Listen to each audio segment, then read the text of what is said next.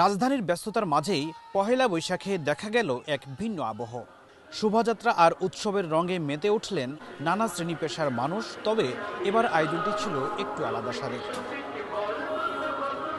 দেশীয় সাংস্কৃতিক সংসদের ব্যানারে জামায়াতে ইসলামীর উদ্যোগে বের হওয়া বৈশাখী শোভাযাত্রাটি শুরু হয় প্রেস ক্লাবের সামনে থেকে, শেষ হয় রমনা পার্কে গিয়ে। পথ জুড়ে ছিল গ্রামীণ জীবনের ছোঁয়া।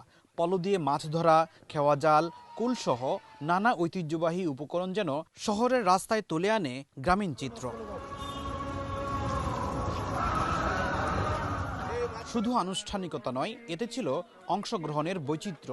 নারী, শিশু থেকে শুরু করে বিভিন্ন পেশার মানুষ একসঙ্গে মিলিত হয়ে উৎসবটি করে তোলে আরও প্রাণবন্ত। শোভাযাত্রা শুরুর আগে আয়োজিত সমাবেশে বক্তারা জোর দেন দেশীয় সংস্কৃতির বিকাশে। তাদের ভাষায় পশ্চিমা ও বিজাতীয় সংস্কৃতির আগ্রাসন ঠেকাতে কার্যকর উদ্যোগ নেওয়া প্রয়োজন। মানুষ যে মূল্যবোধ, যে বিশ্বাস, যে দৃষ্টিভঙ্গি এবং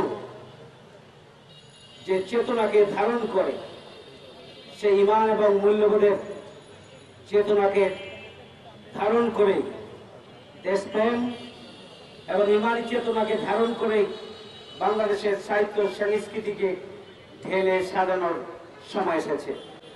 আমাদের সংস্কৃতিকে বিজাতীয় সংস্কৃতি আগ্রাসনের মাধ্যমে, বিশেষ করে প্রতিবেশী রাষ্ট্রের পৌত্তলিক সংস্কৃতি বাংলাদেশের 18 কোটি মানুষের ধ্যান ধারণা, মূল্যবোধ এবং সংস্কৃতিকে আজকে লুণ্ঠন করেছে।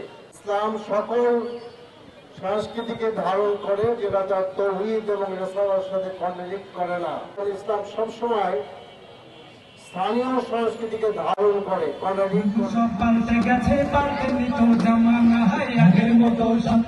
শেষে রমনা পার্কে সাংস্কৃতিক অনুষ্ঠানে বেজে ওঠে দেশত্ববোধক জারি, সারি আর ভাটিয়ালি গান।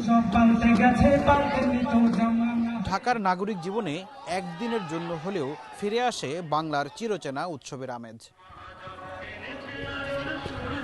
ফখরুল ইসলাম, যুগান্তর নিউজ, ঢাকা।